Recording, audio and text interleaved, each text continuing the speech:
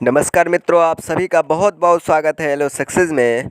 So friends, जैसा कि हम सभी लोग जानते हैं कि पिछले हफ्ते हमारे चैनल पर हिंदी कक्षा 12 का अनिवार्य संस्कृत चल रहा था, लेकिन बीच में कुछ आवश्यक कार्य पड़ जाने के कारण आपको लगातार वीडियोस नहीं मिल पा रही थी।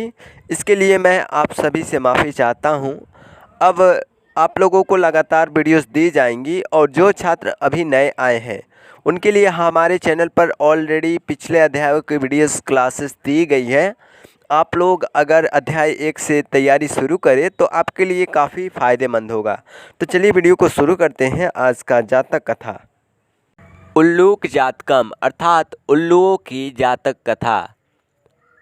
अतीते प्रथमकल्पे जनाः एकं विरूपं सौभाग्यप्राप्तं सर्वाकारपरिपूर्णं पुरुषं राजानम् अकुर्वन्। अतीते अर्थात बीते हुए प्रथम कल्प में जनाः लोगों ने एकम विरूपम अभिरूपम अर्थात विद्वान सौभाग्य प्राप्तम सौभाग्यशाली सर्वाकार परिपूर्णम अर्थात समग्र आकृति से परिपूर्ण पुरुषम राजानम अकुर्वन् पुरुष को राजा बनाया। अर्थात बीते प्रथम कल्प में लोगों ने एक विद्वान सौभाग्यशाली और समग्र आकृति से परिपूर्ण पुरुष को राजा बनाया। चतुष्पदा अपि सन्निपत्य एकम सिंहम राजानम अकुर्वन्। चतुष्पदा अर्थात 4 पैरों वाला, चौपाया जिसको बोलते हैं। सन्निपत्य मतलब एकत्र होकर, अर्थात चौपायों ने भी एकत्र होकर एक शेर को राजा बनाया। ततः शकुनिगणाः हिमवत्प्रदेशे एकस्मिन् पाषाणे सन्निपत्य मनुष्येषु राजा प्रज्ञायते तथा चतुष्पदेषु च। ततः इसके बाद शकुनिगणा अर्थात पक्षीगण हिमवत प्रदेशे एकस्मिन् पाषाणे सन्निपत्य हिमालय प्रदेश में एक चट्टान पर एकत्र होकर मनुष्येषु राजा प्रज्ञायते मनुष्यों में राजा जाना जाता है तथा चतुष्पदेषु च और चौपायों में भी। अस्माकं पुनरंतरे राजा नास्ति और हमारे बीच कोई राजा नहीं है। तभी पक्षीगण हिमालय प्रदेश में एक चट्टान पर एकत्र होकर मनुष्यों में राजा जाना जाता है और चौपायों में भी हमारे बीच कोई राजा नहीं है।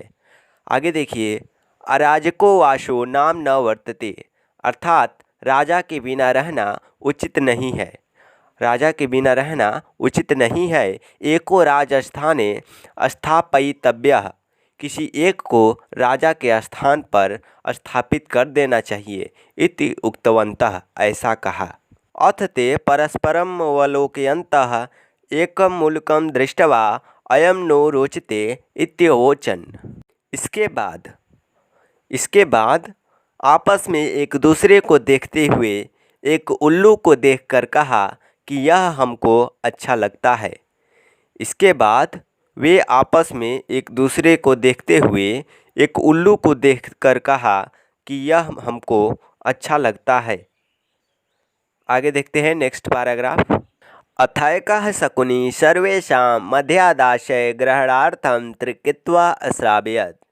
इसके बाद एक पक्षी ने सभी के बीच उनका मत जानने के लिए 3 बार सुनाया या 3 बार बोला। इसके बाद एक पक्षी ने सभी के बीच उनका मत जानने के लिए 3 बार बोला। ततः एकः काकः उत्थाय तिष्ठ तावत्। तभी एक कौवे ने उठकर कहा अस्य एतस्मिन् राज्याभिषेक काले एवं रूपं मुखं क्रुद्धस्य च कीदृशं भविष्यति। तिष्ठ तावत्, जरा ठहरो, इस राज्याभिषेक के समय इसका ऐसा मुख है तो क्रोधित होने पर कैसा होगा।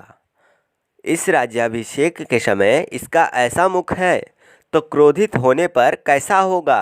अनेन ही क्रुद्धेन अवलोकिताः वयं तप्तकटाः प्रक्षिप्तिस्तिलाः इव तत्र तत्रैव दह्स्यामः।